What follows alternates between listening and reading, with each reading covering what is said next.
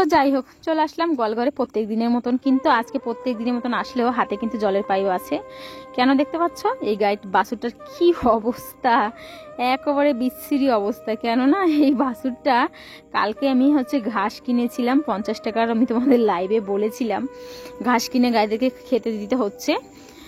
তো সেই ঘাস কিনে খাওয়ানোর পরিণাম এই গাই বাছুরগুলোর এরকম অবস্থায় এত পাতলা ধ্যারা পায়খানা করেছে। আর এই পায়খানার জন্য গোয়াল ঘরে আজকে তো পুরা স্লিপ করতেছিল। তাছাড়াও এই বাছুরটার একটু অবস্থা দেখো, কেননা যেই গাইটা দুধ দেয় সেই গাইটা একটু পাতলা পায়খানা করছে, তাই জন্য এই বাছুরটা ওর অপোজিটে বাছুরটা বাঁধা আছে, ঠিক আছে। তো এই বাছুরটার গায়ে সব পায়খানাগুলো লেগেছে। দেখো আমি আর আমার ভাগনা আমাকে ছোট দুজনে মিশে কিভাবে ঘষে ঘষে ওর গোবরগুলো তুলছি। এত পরিমাণে গায়ে গোবর লেগে কি অবস্থা হয়ে গেছে দেখতে পাচ্ছ। তো দুজন মিশে স্নান করাচ্ছি, ছোট আর আমি। আর সকালবেলা গায়ে কাজগুলো আমি আর আমাকে ছোট দুজনেই কাজ করি। সকালবেলা ও গোবর টোবর ফেলে আমাকে হেল্প করে দেয়, যেহেতু ও 9টার মধ্যে ডিউটি যায়, দোকানে যায়, তাই জন্য ওকে রান্নাবান্না করে দিতে হয় বলে আমি রান্নার দিকটায় থাকি, আর ও গোয়ালঘরের দিকটায় থাকে। একা মানুষের দুই দিকটা থাকা যায় না, সম্ভব হয় না, তো সেজন্য আর কি। এখানে দেখো কুটা কয়টা নিয়ে আসতে, ছোট হাতের কুটা দিয়ে ঘষে ঘষে ঘষে ঘষে বাছুরটার গায়ে এত পরিমাণে নোংরা হয়েছে, গোবরে পুরো আটকে গেছে, একদম জাপ করে লেগে আছে। তো ঘষে ঘষে এইভাবে পরিষ্কার করছি।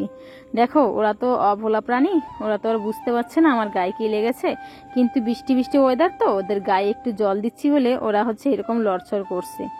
ওটা যে এই যে দেখো এটা গাই দুধ খায়, সেই দুধ দেয় সেই গাইটা, ওর অপোজিটে যে ছিল সেটাও, তার পাশের যেটা ছিল সেটারও অবস্থা দেখো কি অবস্থা। কালো বাছুরটার কিন্তু অত একটা লাগেনি, কালো বাছুরটাকে কোনো রকম আজকে বেশি একটা স্নান করাবো না, যেহেতু আজকে সকাল থেকে ওয়েদারটা খুবই খারাপ, ধ্যারা বৃষ্টি পড়ছে পুরো ভালো, ওয়েদারটা একদম ঝারঝারা ওয়েদার, বৃষ্টি পড়ছে সব দিকেই। আর আমাদের উড়িষ্যাতে অবশ্যই সাইক্লোন উঠেছে, যার জন্য বৃষ্টি পড়ছে। আর গোবর দিয়ে দেখো এরকম অবস্থা হয়ে আছে গোলঘরের।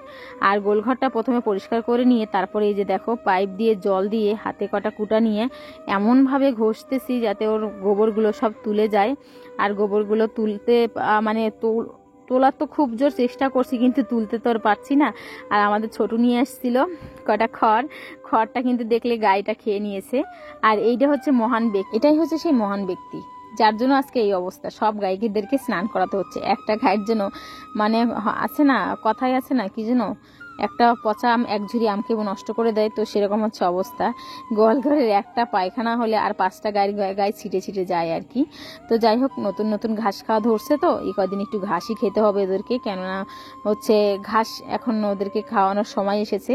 আমি ঘাস কিনে কিনে খাওয়াতে হচ্ছে, যেহেতু এবার আমি কাটতে পারছি না আর হাত কেটে ফেলছি, তো সেজন্য সাহস করে আর কাটতেও যাই না, তো কিনেই খাওয়াতে হবে আর কি। আর যেহেতু আমার খড় এখন শেষ হয়ে যাচ্ছে, যে কুটার কথা বলছি, কুটা বলতেছি না, আমরা এখানে কিন্তু কুটা বলি, তো তোমরা আবার কে কি বলো জানি না, খড়ও বলে কেউ, কুটাও বলে, বাট আমি কুটা বলি, তাই জন্য কুটাটাই বললাম আর কি। তো দেখো ঘষে ঘষে গাই গরুগুলোকে ভালো করে পরিষ্কার করে নিচ্ছি। আর সকাল এই যে গরমের দিন না, কিন্তু এত যে ভাবসা গরম পড়ে, তো তাও ভয়তে ভয়তে একটু একটু হালকা হালকা ভিজিয়ে দিয়েছি, কেননা যদি ঠান্ডা লেগে যায় গাই গরুর, তো সেই ভয়তে ভয়তে মাথার দিকটা আর ভিজাইনি, শুধু পিছনটা আর যেটুক জায়গায় গোবর লেগেছে সেই অবধি করে করে ভিজিয়ে দিচ্ছি আর কি। ভিজিয়ে একটু ভালো করে ঘষে পরিষ্কার করে দিচ্ছি, যাতে করে ওই গোবরগুলো উঠে যায়। আর গোবর লেগে থাকলে ভারী বিচ্ছিরি লাগে। তো যাই হোক, আমার এই গোলঘরে যেহেতু জলের কানেকশন একটু খুবই কম, যার জন্য পাইপলাইনে জল আসলেই কাজগুলো করা হয় আর কি। আর যদি বলো প্রত্যেক দিন সকালবেলা গাইদেরকে স্নান না গো, এখন না প্রত্যেক দিন স্নান করানো হয় না, অনেক দিন পরে পরে করানো হয়, ওয়েদারটাও তো দেখতে হবে, তাই জন্য। যাই হোক, ওকে এখন ভালো করে ঘষে ঘষে পরিষ্কার করে দেখো স্নানটা করিয়ে দিচ্ছি। আর ও যে এত জল রে, এত বিরক্তকর ভাব হচ্ছিল ওর, ও একদম ওর গায়ে জল লাগাতে দিচ্ছিল না। কিন্তু জল না লাগালে তো হবে না, গাইদেরকে পরিষ্কার তো করতে হবে। আর সবাই আমাকে অনেকেই বলো, বৌদি তুমি গাইদেরকে কি খেতে দাও গো, তোমার গাইগুলো এত রোগা রোগা শুকনা শুকনা, আর তোমাদের গাইগুলো কি গাই? দেখো আমি তো নাম অত একটা বলতে পারবো না, কিন্তু এইগুলো জার্সি গাই, কিন্তু যে এই জার্সির ভিতরেও অনেক রকমের কোয়ালিটি আছে বা নামও আছে। আমি সত্যি কথা বলতে না জানি নাম, না জানি এর কোয়ালিটি, কিছুই জানি না। বাট শুধু গাই হচ্ছে, পালতেছি, দুধ হচ্ছে, দুধ দোয়াচ্ছি, এটাই জানি। আর যদি বলে কি দানা খাওয়াই, মিল্কিয়ানা দানা খাওয়াই। মিল্কিয়ানা দানা তো সবাই চেনো যাদের বাড়ি গাই আছে। তো আমাদের উড়িষ্যাতে কিন্তু মিল্কিয়ানা দানাটাই বেশি চলে, তো আমি সেজন্য মিল্কিয়ানা দানার কথাই বললাম। মিল্কিয়ানা না হলে সিরিডারি, এই দুটো জিনিসই বেশি খাওয়ানো হয় আর কি। তো এই দুটো জিনিসই খাওয়াই। আর হচ্ছে আমার গাই যদি ভাগ্য ভালো থাকে তাহলে কটা ঘাস খেতে পায়, না হলে কিন্তু শুকনো খড় খেয়ে ওদের জীবনটা কেটে যায়। আর 24 ঘন্টার মধ্যে 24টা ঘন্টাই কিন্তু ওরা ঘরের মধ্যে বাঁধা থাকে, ওদের মনের ভুলেও খুলি না। যদি হাত দিয়ে একবার খুলে যায় তাহলে ওদের ধরা খুবই কষ্ট, যেহেতু সারা বছর এইভাবে বাঁধা আছে।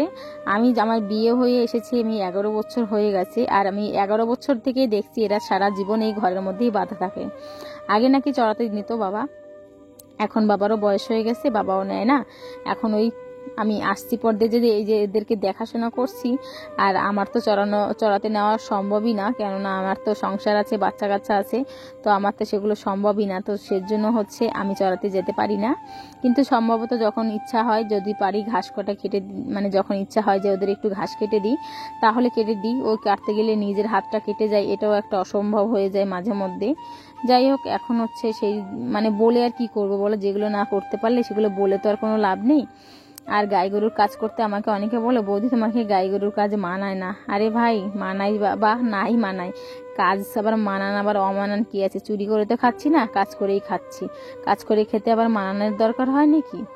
কত কত মানুষ লোকের বাড়ি বাসন মাজতেছে, কত মানুষ হচ্ছে বাথরুম পরিষ্কার করতেছে, কত মানুষ কত রকমের লোকের কাজ করছে, শুধুমাত্র পেটে কটা দানা পড়বে বলে, তাই জন্য নিজের সংসারটা চলাবে বলে, তাই জন্য। আর আমি নিজের ঘরে নিজের সংসারে নিজের কাজ করছি, তাতে আবার মানানি বা অমানানের কি আছে তোমরাই বলো? মানা চাই না মানাক, কিন্তু আমাকে করতে হবে। আর আমিও চাই সারা জীবন এইভাবে যতদিন বেঁচে থাকবো বা যতদিন আমি চলে ফিরে বেড়াতে পারবো, এদের সেবা আমি করে যাব। এটাও কিন্তু একটা আমাদের হিন্দু ধর্মের জন্য এটাও কিন্তু অনেক বড় একটা পূর্ণতা, যেহেতু গো মাতার সেবা করা এটাও কিন্তু অনেক বড় পুণ্যের ব্যাপার।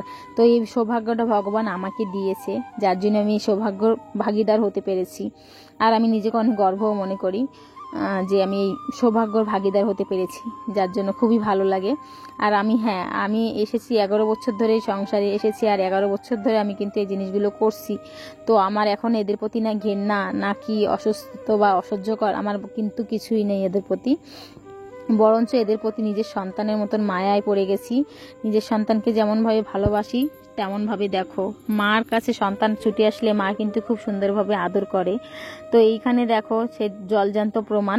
সে হয়তো অজানা প্রাণী, তার কিন্তু সে কিন্তু জানে না, কিন্তু দেখো মার একটা মমতায় আলাদা। সারা রাত বাছুরটা মার থেকে আলাদা বাঁধা ছিল, যেই বাছুরটা আসলো সেই বাছুরটাকে দেখো কি সুন্দরভাবে আদর করছে, কি ভালো লাগছে না দেখতে, খুব ভালো লাগছে। এমনই একটা মা কিন্তু, মার মন তো, মা হচ্ছে সবসময় নিজের দিকতেই ভাবে যে আমার সন্তান এতক্ষণ আমার কাছে ছিল না, এখন কাছে এসেছে, কতটা পরিমাণে ওর যে শান্তি লাগতেছে, দেখো না চেটে পরিষ্কার করে দিচ্ছে বাচ্চাটাকে।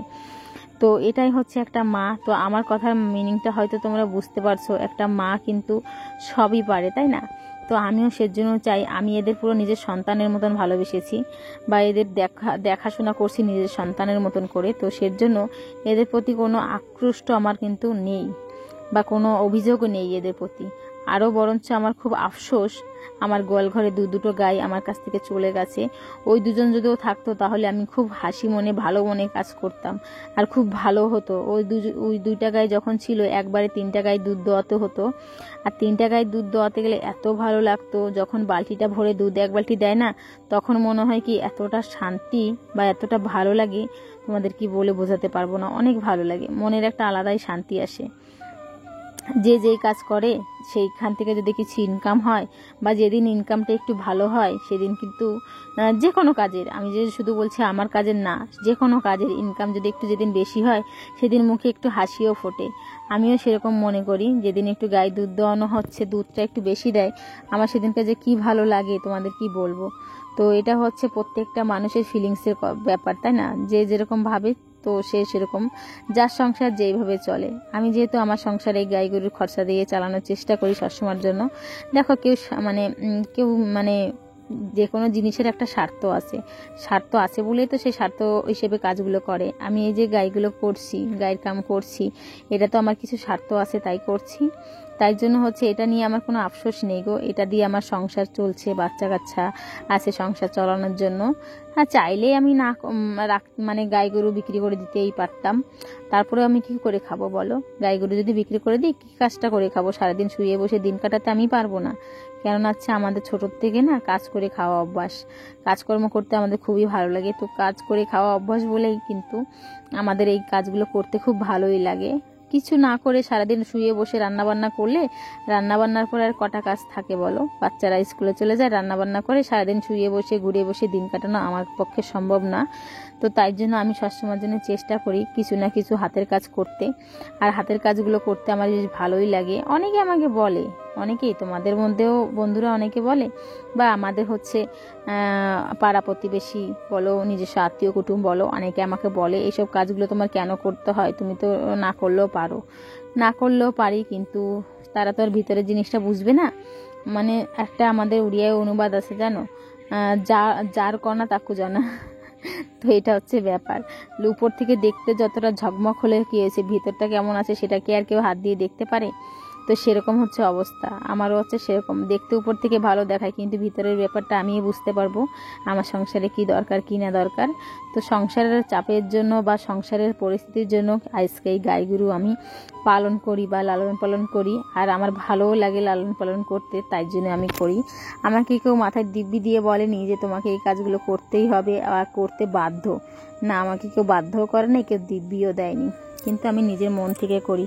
আর আমি চাই আরও 5টা মেয়ে যদি এইভাবে সংসারের পাশে দাঁড়ায়, বা সংসারের হাতে টুকিনাকি নিজস্ব স্বামীর পাশে দাঁড়িয়ে কিছু কাজ করে, তাহলে তাদের সংসারটাও খুব ভালো হাসি খুশিভাবে চলে যাবে।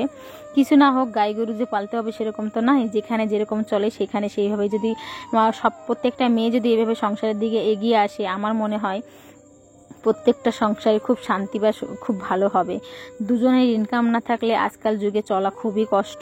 জিনিসপত্র যে পরিমাণে দাম বেড়েছে, দুজনের ইনকাম খুবই দরকার, একার ইনকামে কিছুই হয় না। তো সেই চিন্তা ভাবনা করেই কিন্তু প্রত্যেকটা মেয়েকে এভাবে ঘর থেকে বেরিয়ে এগিয়ে আসা দরকার।